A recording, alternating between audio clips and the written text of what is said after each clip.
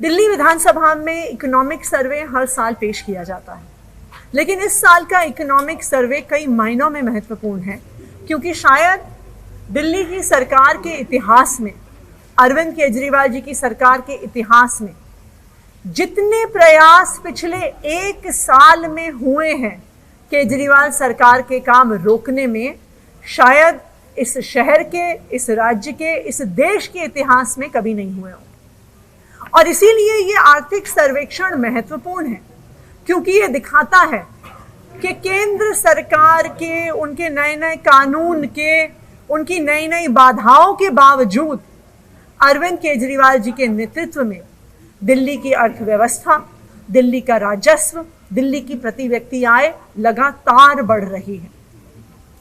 अगर हम इस साल के इकोनॉमिक सर्वे के आंकड़े देखने जाएं तो हम देख सकते हैं कि कोविड में इकोनॉमी में स्लो ग्रोथ होने के बावजूद, इकोनॉमी का साइज कॉन्ट्रैक्ट होने के बावजूद दिल्ली की इकोनॉमी में पिछले 2 साल से लगातार वृद्धि हुई है। और जो जीएसडीपी है दिल्ली का करंट प्राइसेस के आधार पर, वो 2022-23 में 10,14,000 करोड़ था और ये 9.25% की रिकॉर्ड ग्रोथ दिखाकर इस साल 11,07,000 करोड़ पर पहुंच गया।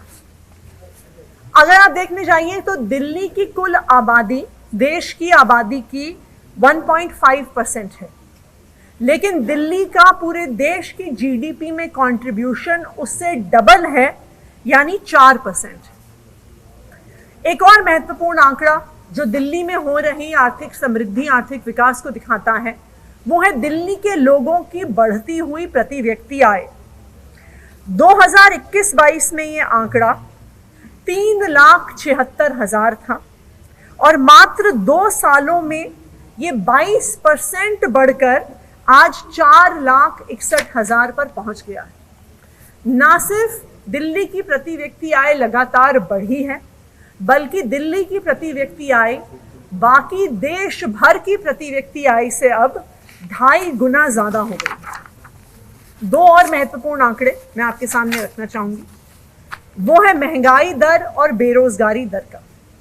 ये इसलिए महत्वपूर्ण है क्योंकि आज देश के सामने महंगाई और बेरोजगारी 2 सबसे बड़ी समस्याएं हैं। आज भारत में महंगाई ने चरम छू लिया है।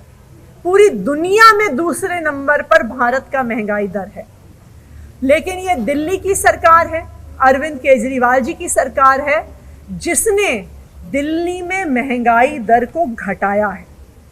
अगर आप इन्फ्लेशन रेट देखने जाएंगे तो दिल्ली का आज इन्फ्लेशन रेट देश भर में सबसे कम है। जनवरी से दिसंबर 2023 में पूरे देश का इन्फ्लेशन रेट 5.65% था, लेकिन दिल्ली का इन्फ्लेशन रेट उसका आधा यानी 2.81% था। बेरोजगारी की अगर हम बात करें तो आज देश में बेरोजगारी चाहे युवाओं की हो, चाहे फ्रेश ग्रेजुएट्स की हो, 25%, 42% तक के आंकड़े छू रही है। दिल्ली एकमात्र राज्य है जहां पे बेरोजगारी दर कम हो रहा है।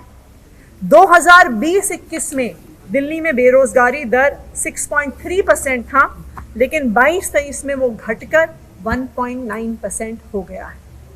ये सारे आंकड़े ये दिखा रहे हैं कि दिल्ली की अर्थव्यवस्था में लगातार वृद्धि हो रही है।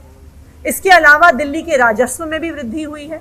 18% दिल्ली का राजस्व बढ़ा है और लगातार दिल्ली सरकार देश की एकमात्र सरकार बनी हुई है जो बिजली फ्री, पानी फ्री, एजुकेशन फ्री, स्वास्थ्य सुविधा फ्री, महिलाओं के लिए बस यात्रा फ्री, बुजुर्गों के लिए तीर्थ यात्रा फ्री देने के बावजूद देश की एकमात्र सरकार है जो मुनाफे में चलती है, जिसके पास फिस्कल सरप्लस है। ये सरप्लस 2021-22 में 3,270 करोड़ था और 2022-23 में दिल्ली का फिस्कल सरप्लस यानी हमारी आय हमारे खर्चे से कितनी ज्यादा है, वो बढ़कर 14,450 करोड़ हो गया।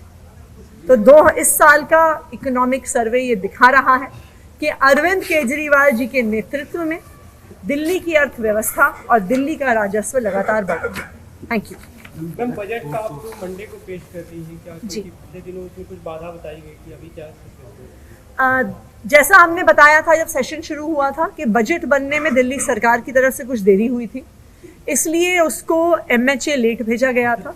ये तकरीबन 20 तारीख को MHA से वापस आया। उसके बाद फाइनेंस मिनिस्टर के तौर पे हमारे ऑफिस में उसका एग्जामिनेशन करके मुख्यमंत्री कार्यालय फिर LG कार्यालय गया। वो अब वापस आया है और उसको विधानसभा में मंडे को प्रस्तुत कर दिया जाए।